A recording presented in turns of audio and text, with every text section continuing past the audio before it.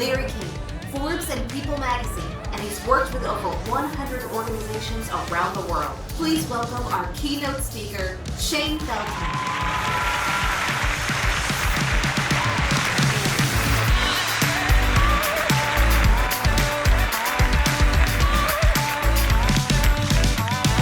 Hello, NAF Nation!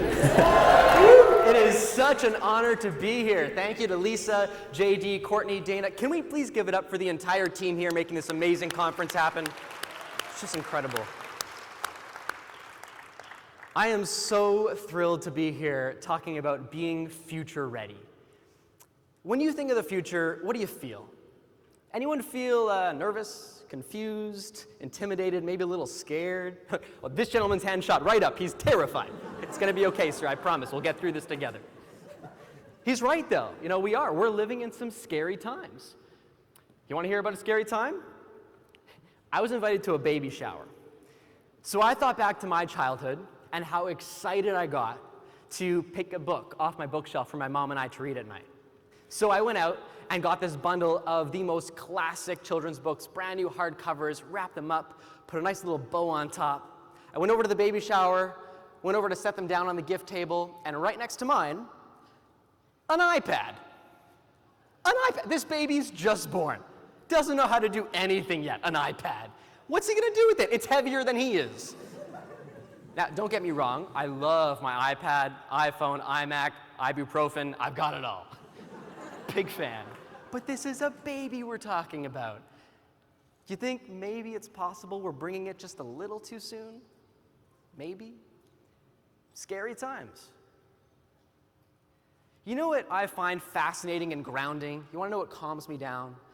When I remind myself that we have far more control over the future than we often realize.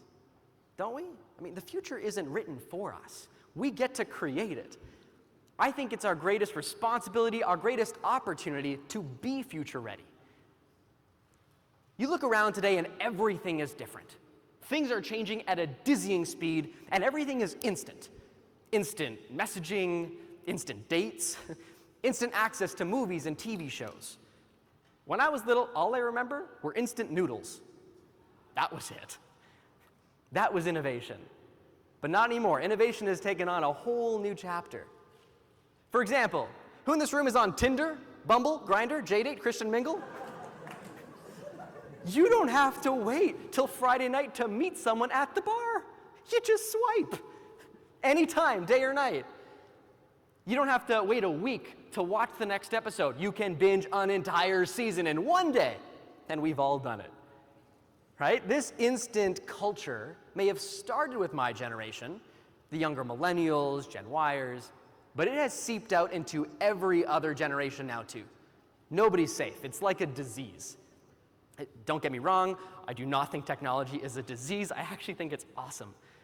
The access we have to information and opportunity today is unprecedented. It feels like anything is possible, doesn't it? And when I say anything, I mean anything. Never mind self-driving cars. Just before I came out here, I got a text from my 85-year-old grandmother that included emojis and animated confetti. Right? I know. And while that's awesome, I realized it didn't feel the same as receiving a handwritten card from her.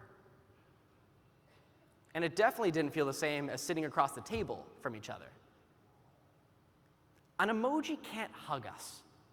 An emoji can't shake our hand or look into our eyes. And it can't replace those feelings.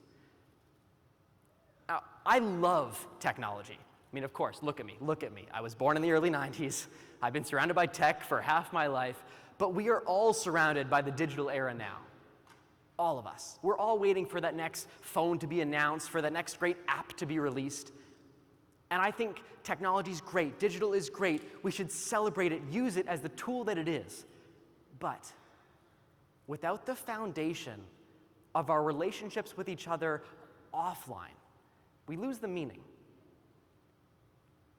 Without the foundation of our relationships with each other offline, we lose the meaning. I remember as a little kid playing on the porch with my mom and reading books. It was always books and trains. I loved books and trains. Or a book about trains, even better. Or reading a book about trains while on a train, the best. My childhood was naturally rich with connection. My earliest memories were on that porch playing and reading with my mom. There was no computer around. Nobody was holding a phone in their hand. That's why I thought to bring books to the baby shower and not an iPad. We all want to feel connected. As human beings, we are hardwired for connection. We want to feel like we're part of something bigger than ourselves. People don't just want to be told great stories. We want to feel part of a great story, don't we? That starts with community. Who here in this room believes they are a community builder? Awesome, 3 of you. Well, in less than an hour, my goal is to have every single person in this convention center raise their hand. Regardless of your role or title, I want to help you reimagine yourself as a chief community builder, because that is what will truly future-proof our organization. I'm a little obsessed with community. Truly, I'm very obsessed with community. As the CEO of Count Me In, I've watched one of the largest millennial movements form before my eyes over the past 10 years. 10 million people now spread across 104 countries. I've had the privilege to work with some of the world's most dynamic brands, Fortune 100 companies, and I've actually researched community leadership on the ground in 20 countries.